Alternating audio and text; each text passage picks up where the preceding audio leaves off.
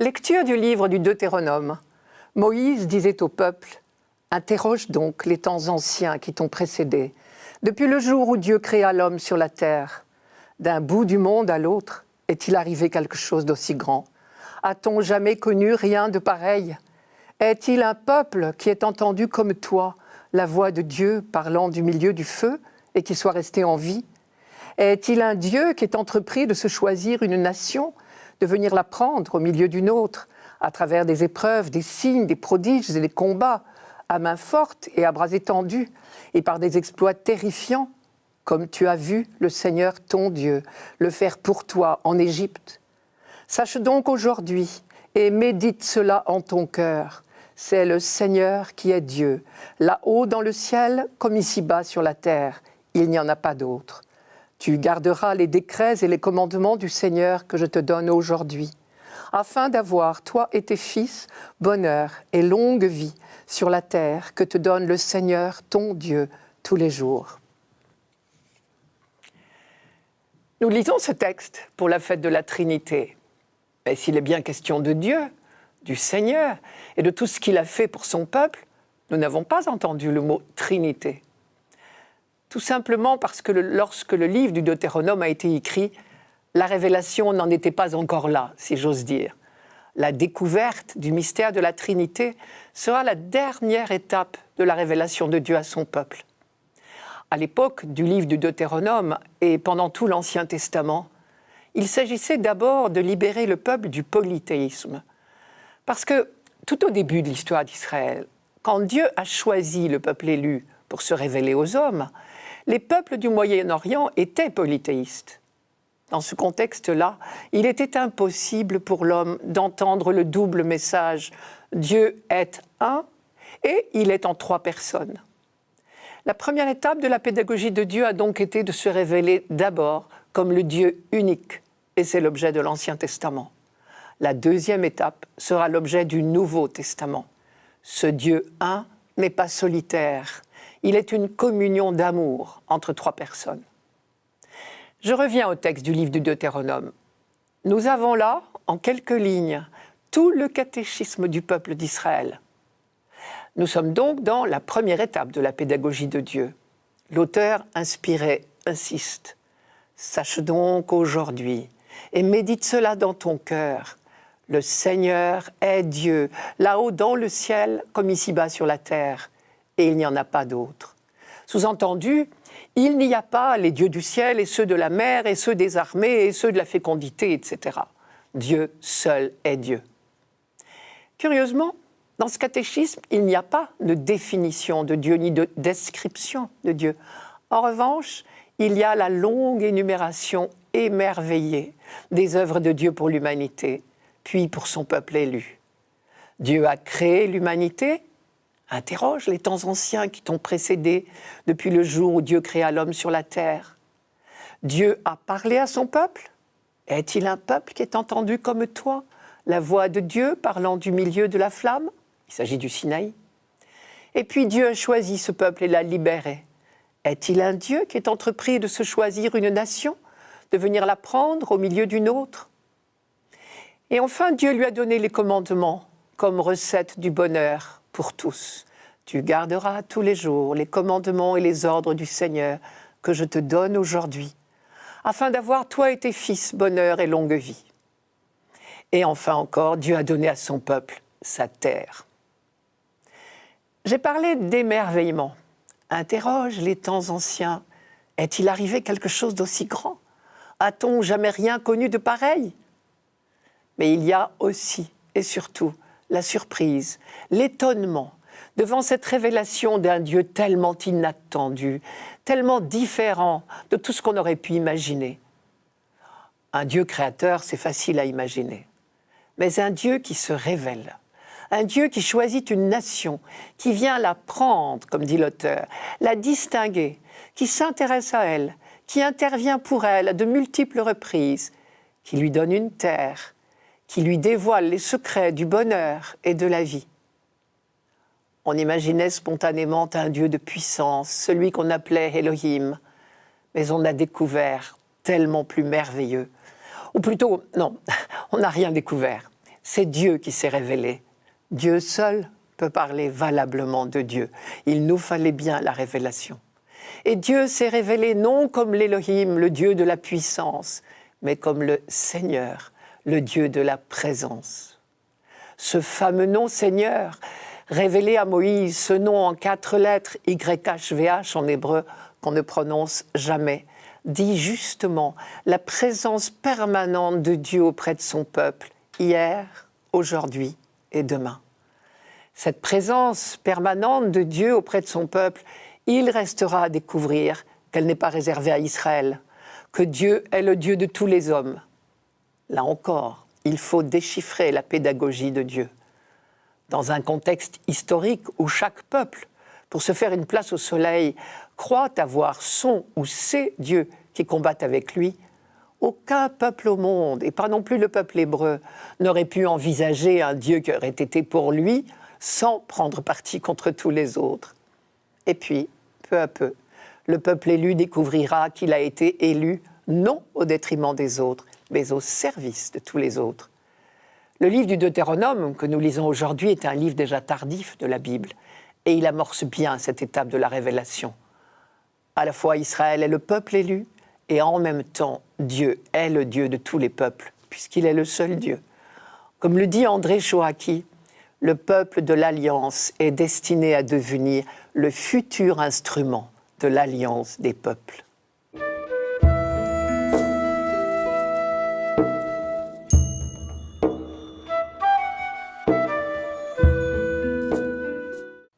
Psaume 32.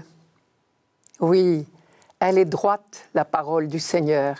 Il est fidèle en tout ce qu'il fait. Il aime le bon droit et la justice. La terre est remplie de son amour. Le Seigneur a fait les cieux par sa parole, l'univers par le souffle de sa bouche. Il parla et ce qu'il dit exista. Il commanda et ce qu'il dit survint. Dieu veille sur ceux qui le craignent, qui mettent leur espoir en son amour, pour les délivrer de la mort, les garder en vie au jour de famine. Nous attendons notre vie du Seigneur. Il est pour nous un appui, un bouclier. Que ton amour, Seigneur, soit sur nous, comme notre espoir est en toi. Pas un mot, là non plus, du mystère de la Trinité dans ce psaume, au moins apparemment. Évidemment, puisque ce mystère du Dieu unique en 3 personnes n'a été découvert par les croyants qu'après la Pentecôte.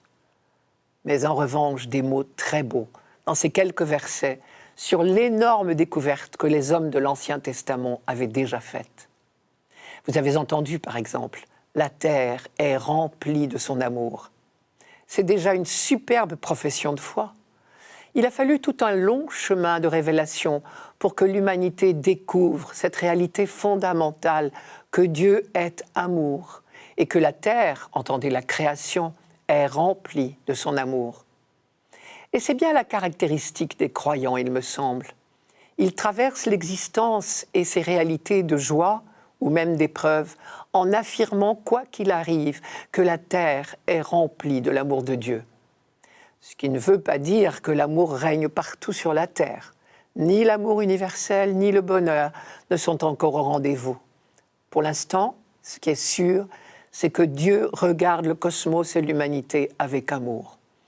Pour le reste, ce n'est pas encore accompli, mais c'est la vocation de la création tout entière d'être le lieu de l'amour, du droit, de la justice. L'amour de Dieu pour l'humanité est donc vieux comme le monde, pourrait-on dire. C'est le sens du rappel de la création que nous entendons ici. Le Seigneur a fait les cieux par sa parole, l'univers par le souffle de sa bouche. Il parla et ce qu'il dit exista. Il commanda et ce qu'il dit survint. Mais Dieu ne s'est pas contenté de créer le cosmos et l'humanité un beau jour pour les abandonner à leur sort ensuite. Depuis l'aube du monde, il veille sur nous à chaque instant. Dieu veille sur ceux qui le craignent, qui mettent leur espoir en son amour. Depuis Abraham, Isaac, Jacob, depuis Moïse et le buisson ardent et la sortie d'Égypte et l'entrée en terre promise. Et je pourrais reprendre les uns après les autres les événements de l'histoire du peuple élu. À chaque étape, on a su expérimenter que Dieu veille et que la terre est remplie de son amour. Je reviens sur ce verset étonnant. Dieu veille sur ceux qui le craignent, qui mettent leur espoir en son amour. Je ferai 2 remarques. Premièrement, nous avons là une définition du mot crainte. Traduisez, ceux qui craignent le Seigneur, ce sont justement ceux qui mettent leur espoir en son amour, ceux qui lui font confiance en toutes circonstances.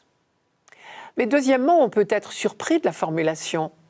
Dieu veille sur ceux qui le craignent. Mais alors on a envie de demander, et les autres, ceux qui ne sont pas croyants, est-ce que Dieu ne veille pas sur eux? Bien sûr, Dieu veille sur tous ses enfants, mais seuls ceux qui le connaissent le savent et peuvent le dire pour l'instant. Autre caractéristique de ce psaume, l'importance attachée à la loi. L'amour du peuple d'Israël pour la loi nous étonne parfois. Mais pour les croyants, cela va de soi, car ils y voient l'expression de la vigilance de Dieu pour ses enfants. Sa loi nous accompagne, tout comme un code de la route protège des accidents et des faux pas. Elle est donc considérée comme un cadeau d'amour de Dieu. Et ce n'est pas un hasard si ce psaume comporte exactement 22 versets qui correspondent aux 22 lettres de l'alphabet hébreu, en hommage à la parole de Dieu qui est le tout de notre vie, de A à Z. Et désormais, pour les croyants, la seule attitude valable, la seule manière de respecter Dieu, c'est d'obéir aux commandements, parce qu'on sait qu'ils ne sont guidés que par son amour. C'est exactement le sens de la profession de foi juive, je vous cite. « Tu aimeras le Seigneur ton Dieu de tout ton cœur, de tout ton être, de toute ta force. » Traduisez, tu l'aimeras, tu lui feras confiance. Et parce que c'est inséparable, tu observeras ses commandements, sa parole. C'est le deuxième sens du mot parole. Le verset « Oui, elle est droite, la parole du Seigneur » est un hommage à la parole créatrice, mais aussi à la loi donnée par Dieu. Car il ne faut pas oublier que la création dont on s'émerveille le plus en Israël, ce n'est pas celle de la terre, c'est celle du peuple. À chaque époque de son histoire, la parole de Dieu l'appelle à la liberté et lui donne la force de conquérir cette liberté. Liberté par rapport à toute idolâtrie, liberté par rapport à tout esclavage. À première vue, dans ces versets, comme je le disais en commençant, nous ne trouvons pas trace de la Trinité. Il a fallu attendre la venue du Christ pour comprendre que la parole de Dieu dans ce psaume à tant parlé est une personne. Au commencement était le Verbe, tout fut par lui, et rien de ce qui fut ne fut sans lui. Vous avez reconnu le prologue de Saint Jean. Alors nous pouvons donner tout leur sens aux affirmations de ce psaume 32. Oui, elle est droite, la parole du Seigneur. Il est fidèle en tout ce qu'il fait. Le Seigneur a fait les cieux par sa parole, l'univers par le souffle de sa bouche. Il parla, et ce qu'il dit exista. Il commanda, et ce qu'il dit survint.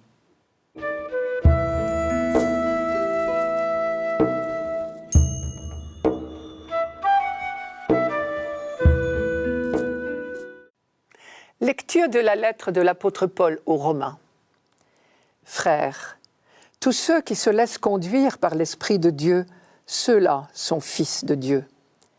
Vous n'avez pas reçu un esprit qui fait de vous des esclaves et vous ramène à la peur, mais vous avez reçu un esprit qui fait de vous des fils. Et c'est en lui que nous crions « Abba », c'est-à-dire « Père ». C'est donc l'Esprit Saint lui-même qui atteste à notre esprit que nous sommes enfants de Dieu. Puisque nous sommes ses enfants, nous sommes aussi ses héritiers. Héritiers de Dieu, héritiers avec le Christ, si du moins nous souffrons avec lui pour être avec lui dans la gloire.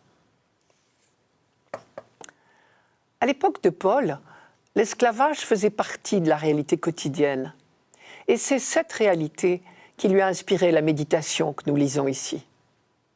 Lorsqu'un maître de maison a auprès de lui en même temps des fils et des esclaves, les uns et les autres n'ont évidemment pas avec lui le même type de relation. L'esclave a peur de son maître, il se sait à sa merci. Le fils, lui, vit dans la confiance, la sécurité. Quand il dit « Père »,« Abba », Il sait d'avance qu'il sera entendu, compris, aimé. Tous les deux, l'esclave et le fils, obéissent, car le propre du maître de maison, du père, c'est de dire la loi. Un père qui ne donne pas de loi n'est pas un père, on le sait bien, et il ne fait grandir personne.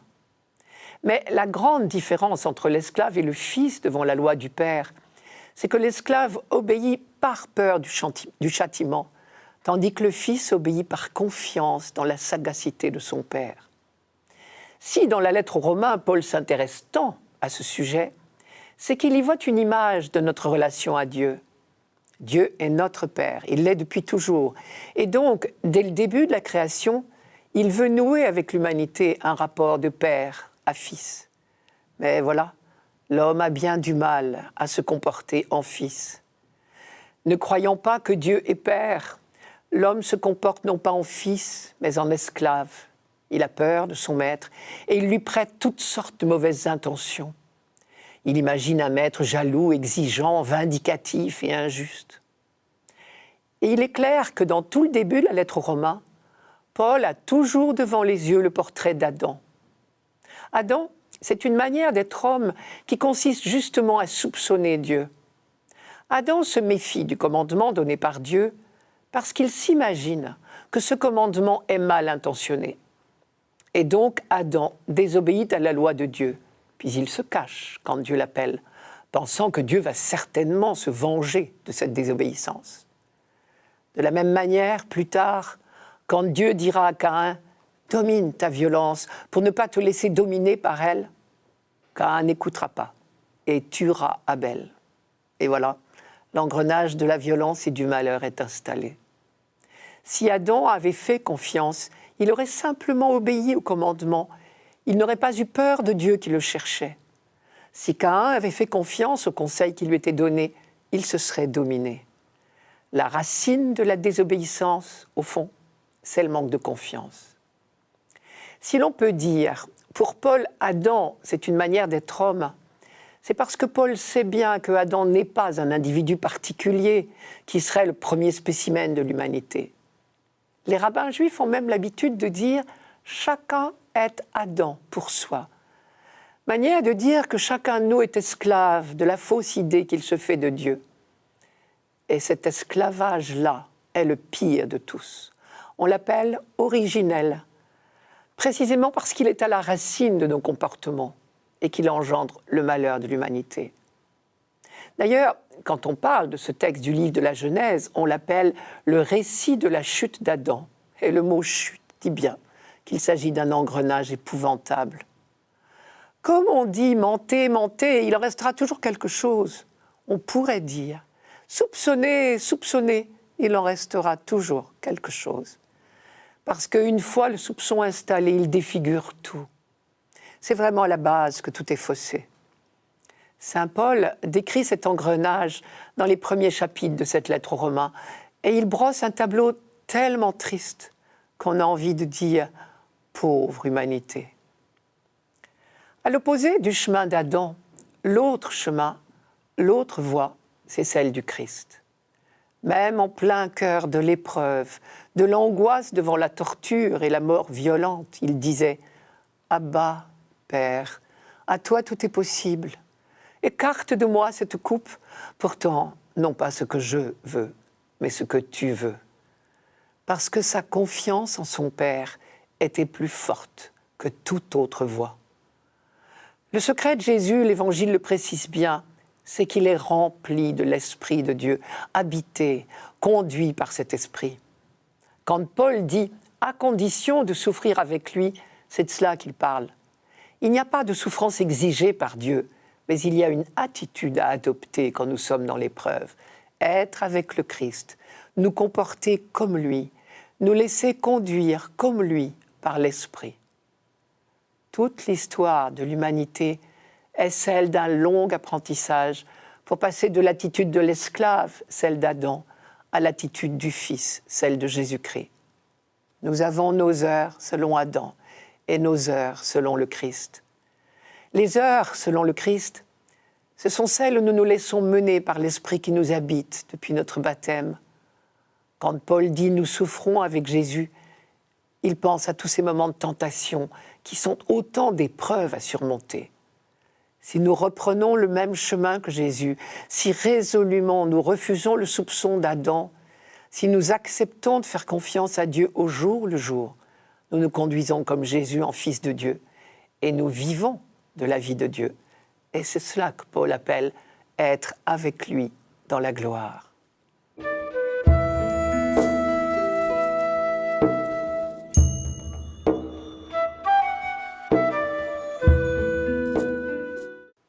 Évangile de Jésus-Christ selon saint Matthieu. En ce temps-là, les 11 disciples s'en allèrent en Galilée, à la montagne où Jésus leur avait ordonné de se rendre. Quand ils le virent, ils se prosternèrent, mais certains eurent des doutes. Jésus s'approcha d'eux et leur adressa ces paroles. « Tout pouvoir m'a été donné au ciel et sur la terre. Allez, de toutes les nations faites des disciples, baptisez-les au nom du Père et du Fils et du Saint-Esprit. Apprenez-leur à observer tout ce que je vous ai commandé. Et moi, je suis avec vous tous les jours jusqu'à la fin du monde. » Nous sommes aussitôt après la résurrection. Et voici le très bref discours d'adieu de Jésus. Cela se passe en Galilée, qu'on appelait couramment le carrefour des païens ou la Galilée des nations. Car désormais, la mission des apôtres concerne bien toutes les nations. L'évangile de Matthieu semble tourner court, mais en fait, l'aventure commence. Tout se passe comme dans un film où le mot « fin » s'inscrit sur une route qui ouvre vers l'infini. Car c'est bien vers l'infini que Jésus les envoie, l'immensité du monde et l'infini des siècles. Allez, de toutes les nations faites des disciples, jusqu'à la fin du monde. Et curieusement, ils n'ont l'air qu'à moitié préparés à cette mission. Ils vont même jusqu'à douter de la réalité qu'ils sont en train de vivre, puisque Matthieu dit clairement « certains eurent des doutes ». La mission qui leur est confiée et qui est pleine de risques est de promouvoir un message qui les surprend encore. « Folie », diront les gens sages. « Sagesse de Dieu », répondrait saint Paul. C'est que l'entreprise dont il s'agit n'est pas banale. Elle dépasse tout ce que l'esprit humain peut imaginer ou concevoir. Il s'agit de la communication entre Dieu et les hommes.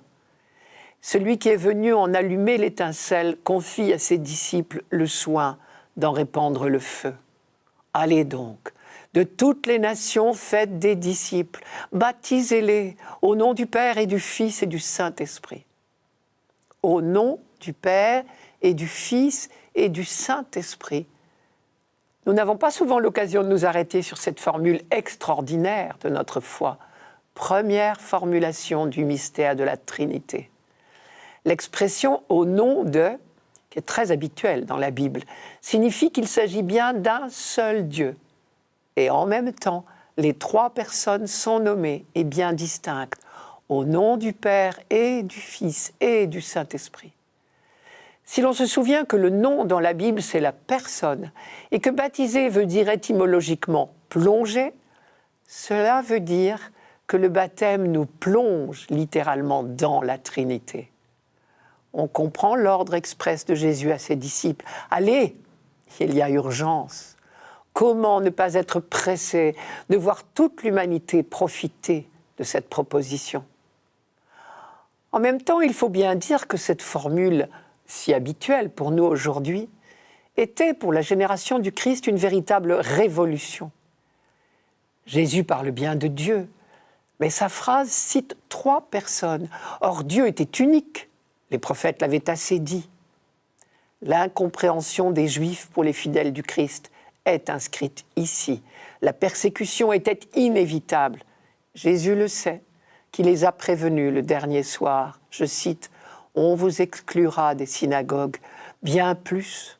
L'heure vient où celui qui vous fera périr croira présenter un sacrifice à Dieu, c'est-à-dire croira défendre l'honneur de Dieu. » Et Jésus ajoutait, « Ils agiront ainsi pour n'avoir connu ni le Père, ni moi. » C'était le dernier soir, chapitre 16 de Saint Jean.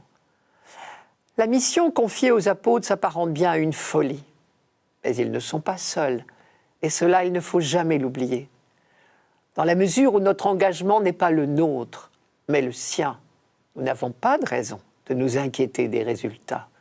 Tout pouvoir m'a été donné au ciel et sur la terre, dit-il. Allez. En d'autres termes, c'est nous qui allons. Mais c'est lui qui a tout pouvoir. Voici ce que l'on raconte de Jean 23. Il paraît que peu de jours après son élection, il reçoit la visite d'un ami qui lui dit « Très Saint-Père, comme la charge doit être lourde !» Et Jean 23 répond « C'est vrai. Le soir, quand je me couche, je pense « Angelo, tu es le pape !» Et j'ai bien du mal à m'endormir. Mais au bout de quelques minutes, je me dis « Angelo, que tu es bête. Le responsable de l'Église, ce n'est pas toi, c'est le Saint-Esprit. Alors, je me tourne de l'autre côté et je m'endors. » Nous aussi, semble-t-il, nous pouvons dormir sur nos deux oreilles. L'évangélisation doit être notre travail, notre passion, mais pas notre angoisse. Jésus a bien précisé « Tout pouvoir m'a été donné au ciel et sur la terre ».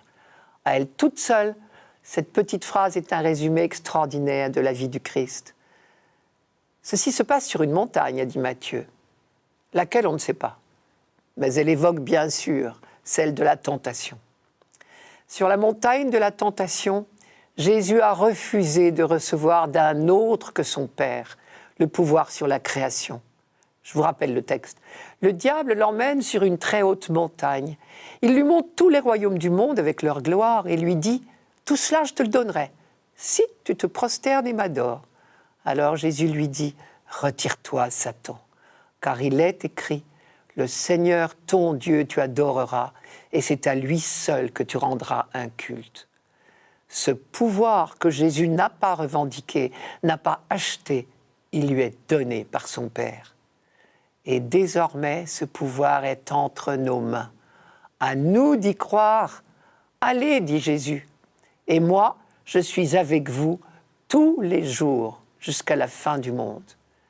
Le Dieu de la présence, révélé à Moïse au buisson ardent, l'Emmanuel, ce qui signifie Dieu avec nous, promis par Isaïe, ne font qu'un dans l'esprit d'amour qui les unit. À nous, désormais, de révéler au monde cette présence aimante du Dieu Trinité.